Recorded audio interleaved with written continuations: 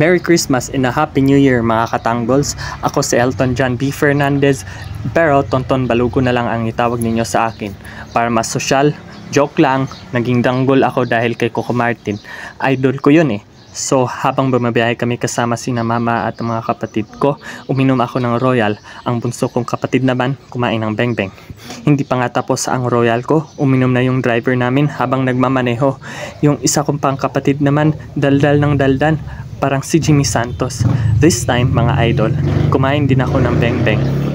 Tingnan mo, nakasmile pa si Tanggol. Kaya yun, papunta na kami sa Sindangan Zamboanga del Norte, New Year's vacation, here we come. Sus, excited na ako. Excited na akong makita si Mamila. Tulog na tulog ang bunso kong kapatid, mga tanggols. Ano kaya nang panaginipan nun? Ako naman, napaay na lang. Tanong ng tanong yung kapatid kong driver kung maabot pa ba kami sa bahay ni Mamila. Ilang minuto na lang pala mga idol at nandito na kami sa bahay ni na Mamila. Kumakaway pa si Tito. Kaya! Hoy! Ako abogado ka. Sige. Oh, ma'am, party! Hey! Binuhat ko si Gonzalo III, tapos may sinabi si Mamila. Sabi niya pwede na raw ako maging tatay. Ay ano, joke lang, mag-aral po na ako bago magkaanak. Hihihi. Kinabukasan, ang sarap ng gising ko guys. Nag-uusap pa si na Lola, Mamila at Mama. Sandali pa'y dadalo na kami sa misa ng bagong taon. Pagkatapos ng misa, nagmano ako sa isang seminaryan. Pagkalabas ng simbahan, pumunta agad kami sa Christine Bake Shop para bumili ng tinapay. Habang si Mama at si Mamila ay nakahanap na din ng table. So habang yung mga kasama ko ay nag-order pa ng paborito naming pagkain. So ito, habang hinihintay pa namin yung order, kumain muna kami ng tinapay. So, nandito na yung paborito namang pagkain, which means lomi. So, hinintay pa namin kung kailan maabot yung ano namin, yung bowl. So, ito na. Bigyan na kami ng bowl. Baya single. So, hinintay pa namin yung kutsara. Ay, andyan na pala. Ang bilis ng waitress. Parang si Coco Martin. Andyan mga katanggols. Dahan-dahan lang mga katanggols, no? Yan, yung kapatid ko, si Mama. Uy, sandali. Nasaan si Mamila? Nasaan yung sa kanya? So, ayan si Tita. Tinitingnan niya kung mayroon bang kutsara. Binigyan sana. Oh, napakadamot mo naman, Tita. Ay, hindi pala. So, hintay lang, Mamila. Favorite kasi yan ni Mamila yung lomi. Since, hindi ko alam kung bakit paborito niya ng lomi. Akala ko lomi lang ang in-order. So, ayan naman, nag-order din si Mamila ng siomai para may pares. May kapares, no? Yan. So, bless the food muna si Tita before kumain. And then, nilalagyan muna ni Mama ng toyo. Andyan yung kapatid ko, gusto nang kumain ng siomai. Ayan, nilagyan pa konti para mas lalong, para maalat siya. Ayan, oy. Ba't nagdikit? So, gumawa ng paraan yung kapatid ko para makapag-share siya ng siomai. So, ayan. Nakakain din yung kapatid ko. And then, lagyan ng garlic chili. So, ayan, si Mamila sumubok din. So, sinubukan yung kumain ng maanghang. Baka, yan, nag-try din akong kumain, mga idol. So, pagkatapos nito, goods pala, no? Si auntie, successful, napaka-enjoy niya. Habang si Mamila, naanghang siya. Naghanap siya ng tubig. Nasaan ang tubig? Sabi pa ni Mamila. So, ayan, binigyan na ni Tita yung isang basong tubig. So, ito, pagkatapos namin kumain, ubos lahat. Pati yung siomai at saka lomi. Ubos lahat. Pero, may naiwang gulay. Sayang, no? Kakain pa sana ako. Kaya lang, gusto ng umuwi. Gusto ng kapatid kong umuwi para mag-celebrate ng New Year's Eve. So, hinintay pa namin kung kailan mag-aalas 12. So, ayan. Nakasakay na din pa uwi. Hinintay pa namin ang 12 o'clock, guys. So, para makapaghapunan din yung ibang kasama ko. So, ayun. Kumain din ulit ako ng crispy pata na may maraming sauce at saka pineapple. And then yung tito ko, napasarap daw siya ng niluto ng utol ko. So ito, kumain ako ulit para matikman ko ang luto ng kapatid ko. So dahan-dahan lang tanggol, baka ano ka pa dyan, goods pala. So habang yung lola kong isang protestanteng pastora, napasarap din siya sa pag-inom ng red wine. So habang ako naman ay uminom ng San Mig Light. Ayun. So pagkatapos ng hapunan, naglalaro naman ng parlor games yung mga pinsan kong bulilit.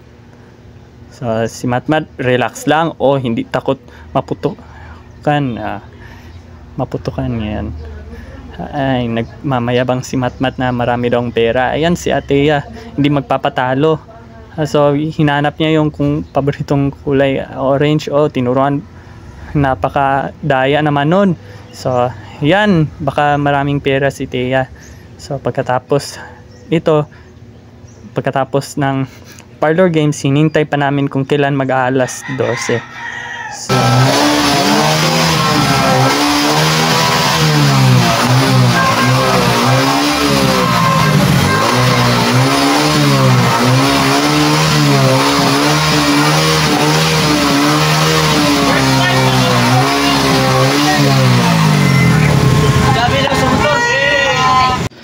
January 1, 2025 na. Salamat 2024. So ayan, masayang-masaya talaga yung mga kasama ko, sina Matmat, si Eya, si Teya at si Jeya. So kinabukasan, gigising na ako.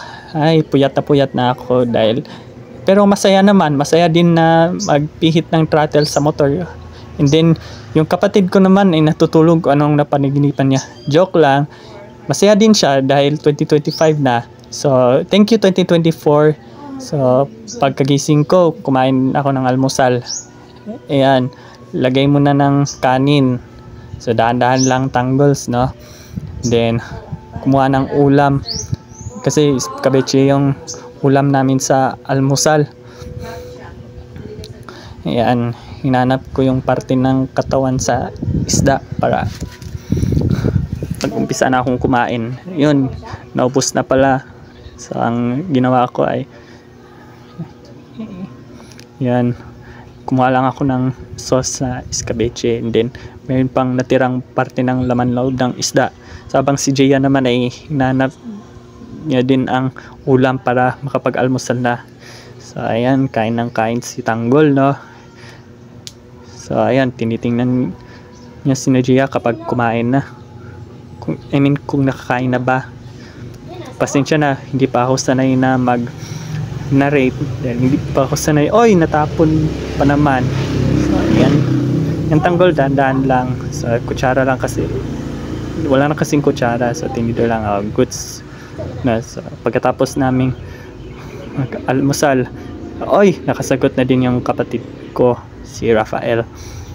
Then, si Justin, isip-isip pa kapag isip-isip pa kung anong sagot, kung anong tamang sagot.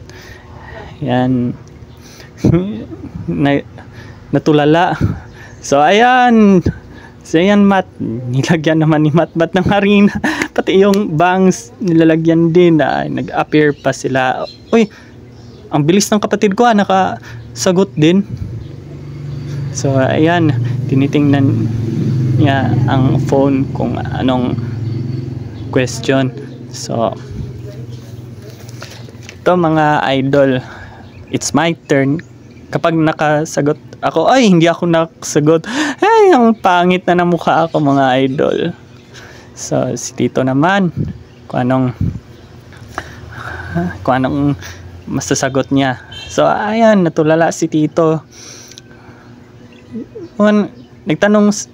Nagtanong siya kung anong sagot. Nakapag-sagot din si Tito. Then nakakuha naman siya ng barya. So ayan na, yung kapatid ko. Tawang-tawa. Hindi nakapagsagot. Pass daw muna. Tinawanan ni Matmat si Rafael. Kasi mukha na daw white lady. Ayan. Yung kapatid ko naman, hindi nakapagsagot. Time's up.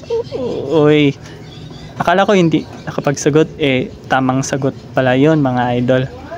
So, ito naman, yan, nakapagsagot din yung kapatid ko. Ang talino nila, no? So, ako naman, kung nakapagsagot ba ako o hindi. So,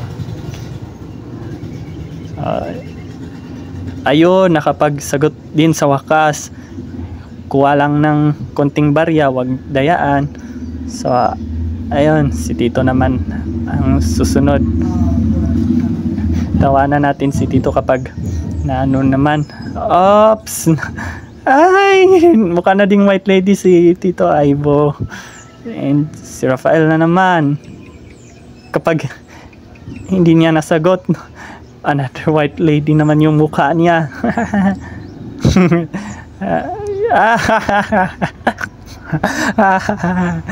It's Justin naman. Ay, ang dali niyang nakasagot. Din yung kapatid ko naman. Anong sasagot niya kapag mali? So, yun lang mga idol. Tapos na kami. Then, pagkatapos namin, nagpapaalam na kami ng mamila ko para magpunta sa Sitabo Falls. So, ayan, excited na yung mga kapatid ko na maliligo doon. And habang ako naman lakad-lakad lang, din tinitingnan ko yung mga view doon. So, napakadulas pala yung daan sa Tampilisan. So, ayan, lakad lang ng lakad si Mama. And then, habang si Justin naman ay tinitingnan niya kung naliligo na pa sila. So, ayun. So, daan-daan lang daw. Sabi ni Mama, daan-daan lang daw dahil madulas. Kasi umulan kahapon. Ayan, habang ako naman naglalakad-lakad lang, parang nag-i-emote talaga ako. So, ang ganda pala ng view mga idol, no? Pero first time ko pang pumunta dito sa falls na to. And yun, habang yung kapatid ko naman, yung bunso kong kapatid, gusto na maliligo pero hindi namin pinipilit na ayaw. Yung ganon. So, ito na mga idol, excited na mag-dive yung kapatid ko. Tingnan natin kung magde-dive pa siya. So, ayan, dahan-dahan lang, baka may dakila dito. Dakila na naman. Pero yung dakila kasi na ibig kong sabihin is buhaya. Takot na takot kasi ako kapag makita ng totoong buhaya. Ayan, yung kapatid ko natulala din. Ayan, tinitingnan din ng panang kapatid ko kapag nakaapak siya sa naapakan ba niya yung buhaya. So, sabi ng kapatid ko wala daw buhaya. So, ayun, lalamigan din yung kapatid ko. Then, hindi lang ako sumama sa kapatid ko mga idol dahil pagod na pagod yung katawan ko. And then maraming alam mo yung madulas yung lupa. Yan, yung ibang tao na din sila. So, yun mga idol, no, na excited pala yung kapatid ko na first time niya maliligo sa falls na to. Then pagkatapos mga alas 5 uuwi na din kami. So, habang kami ng kapatid ko at ni Mama is kumain lang kami ng chichirya. And then sabi ng kapatid ko na gusto daw ako maliligo pero ayaw ko. So, ayun na, tapos na ang kapatid ko maliligo. And then nagliligpit muna kami ng mga gamit namin. And then kinuha namin yung basura para makapag-uwi na kami. So, yun lang mga idol. Sana nagustuhan nyo tong video na to. And once again, Merry Christmas and a Happy New Year, guys.